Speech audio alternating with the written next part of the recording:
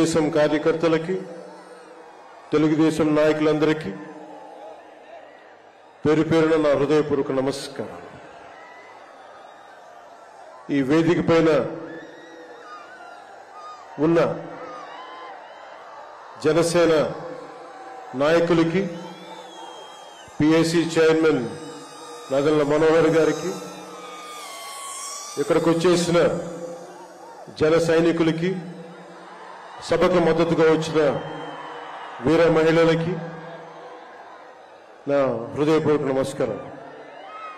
మా సోదరులు, సోదర సమానులు శ్రీ నందమూరి బాలకృష్ణ గారికి నా ప్రత్యేక నమస్కారం. ఈ సభని, యువకులని సభ ఇలా జరుగుతుంది, నన్ను ఆహ్వానించాలని ప్రతిపాదన వచ్చినప్పుడు నేను నాదెండ్ల మనోహర్ గారికి ఒకటి చెప్పాను. 220 రోజుల పైచిలుకు పాదయాత్ర చేసి 3000 కిలోమీటర్ల పైగా నడిచి 97 నియోజకవర్గాలు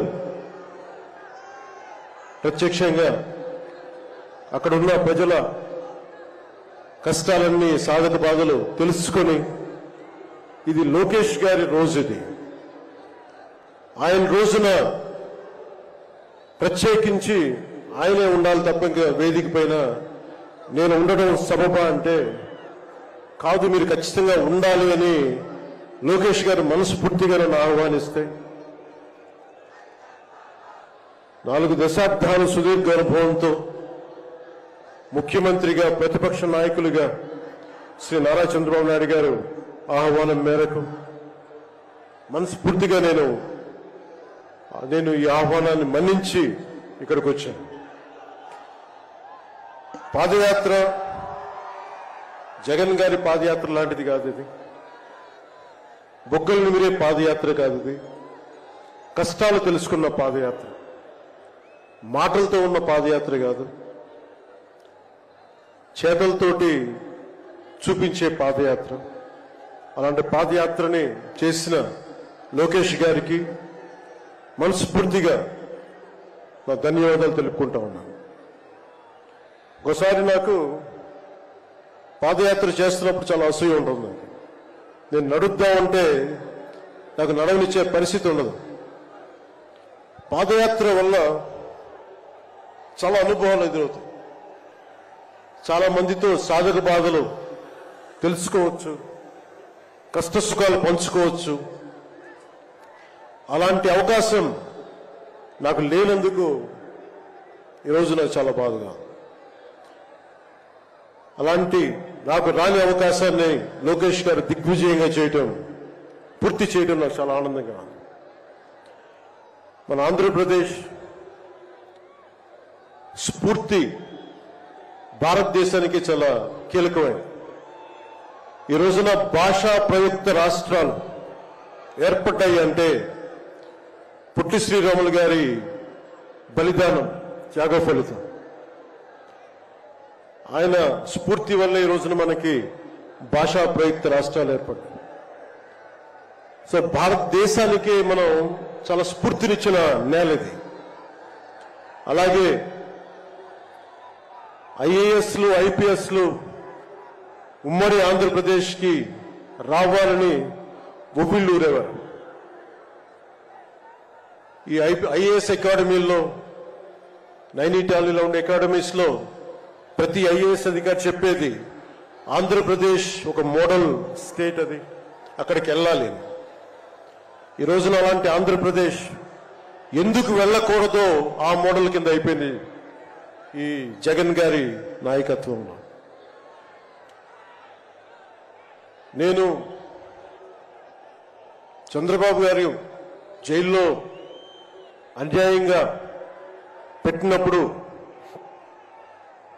నాకు చాలా బాధ కలిగింది.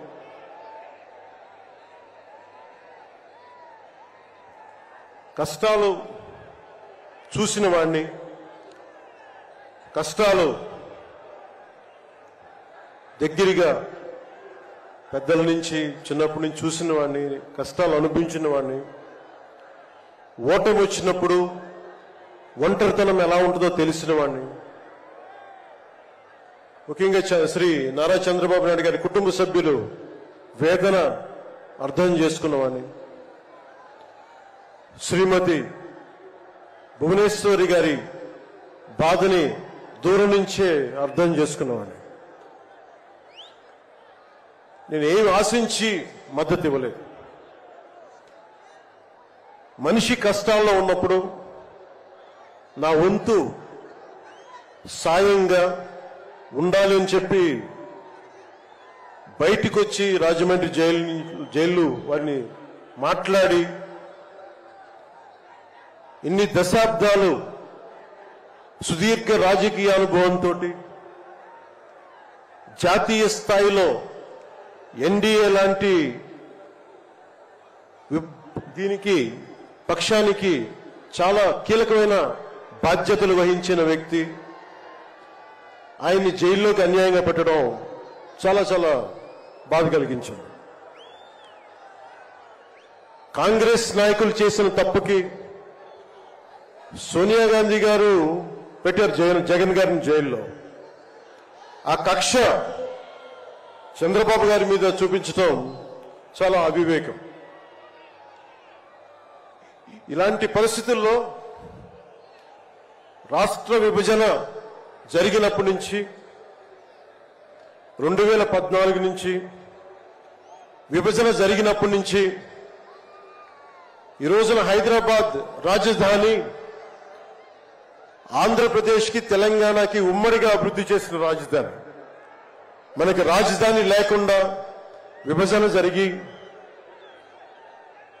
సరైన పంపకాలు లేకుండా విభజన జరిగి ఇలాంటి కష్ట సమయాల్లో నేను ఆ రోజున తెలుగుదేశం పార్టీ, భారతీయ జనతా పార్టీకి సంయుక్తంగా నేను పోటీని విరమించుకొని మరీ మద్దతు ఇచ్చాను. దానికి కారణం కూడా ఒక దశాబ్దం పాటు ఒక పార్టీని నడపాలి అంటే చాలా బలమైన అనుభవం ఉండాలి. కూర్చొని అనుభవంతో భవిష్యత్తులో పార్టీ చాలా అవసరం అని చెప్పి నేను ఒక దశాబ్ద కాలం పాటు ప్రత్యక్ష రాజకీయాల్లో ఉందాం అని ఆలోచించి ఆ రోజున తెలుగుదేశం పార్టీకి మద్దతు తెలిపాం. ప్రభుత్వం వచ్చింది ఆ రోజున. దురదృష్టవశాత్తు చిన్న అభిప్రాయ భేదాలు కావచ్చు, కమ్యూనికేషన్ గ్యాప్ వల్ల కావచ్చు 2019లో అది ముందుకు తీసుకెళ్ళలేకపోయాం. ఆ తీసుకెళ్లలేని లోటు, దాని తాలూకు రియాక్షన్ వైఎస్ జగన్ ప్రభుత్వం వచ్చేసింది. నేను ఏ రోజున కూడా ఒక దశాబ్దం కాలం పాటు చాలా సుదీర్ఘమైన అనుభోగిలో రాజకీయాలకు ఈ ఆంధ్రప్రదేశ్కి కావాలి, నా వంతు కృషి నేను మద్దతు ఇద్దామని ఆ ప్రయత్నంలో మనం మిస్ అయ్యాం. దాన్ని ఈ 2024 మనం ప్రభుత్వాన్ని స్థాపిస్తున్నాం, మార్పు తీసుకొస్తున్నాం, జగన్ని ఇంటికి పంపించేస్తున్నాం. నేను వింటుంది 25 మంది ఎమ్మెల్యేలని మార్చారు, ఇంకొక 80 మంది, మొత్తానికి కలిపి 80 మంది ఎమ్మెల్యేలు మారుస్తున్నారని వింటా ఉన్నాను. మార్చాల్సింది ఎమ్మెల్యేలు కాదు, ఈ రాష్ట్ర ముఖ్యమంత్రి జగన్. నాకు జగన్ మీద వ్యక్తిగతంగా నాకు అసలు కోపం లేదు.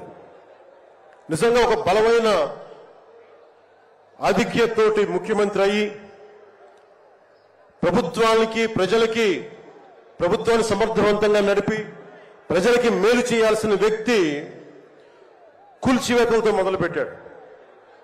ప్రత్యర్థుల్ని ఇబ్బంది పెట్టే విధంగా, ప్రతి ఒక్కరిని ఎదురు తిరిగితే ఏంటని ప్రశ్నిస్తే వారిని కేసులు బనాయించి ఇబ్బంది పెట్టే పరిస్థితుల్లో ఈ ముఖ్యమంత్రి ఉంటే నేను ఇలాంటి ప్రభుత్వం ఉంటుందని నేను ఊహించలేదు. ఆయన స్వయంగా ప్రమాణ స్వీకారానికి నన్ను ఆహ్వానించినప్పుడు వారికి ఒకటే తెలియజేశాను, మీరు చాలా సమర్థవంతంగా పరిపాలించండి, ప్రజలకి మేలైన ప్రభుత్వం ఇవ్వండి, మేము ఒక పార్టీగా ప్రజల పక్షాన్ని వహించి సద్విమర్శే చేస్తాం అని అంటే చెప్పి ఆయనకి నా శుభాకాంక్షలు తెలియజేశాను. కానీ దురదృష్టవశాత్తు ఈ వ్యక్తికి కక్ష సాధింపు వ్యక్తి, ఎవరో ఒక మాట అనకూడదు, ప్రజాస్వామ్యం అనే ఒక పదానికి విలువ తెలియదు, ఏదైనా మాట్లాడితే దాడులు చేయించడం, చాలా నీచంగా తిట్టించడం,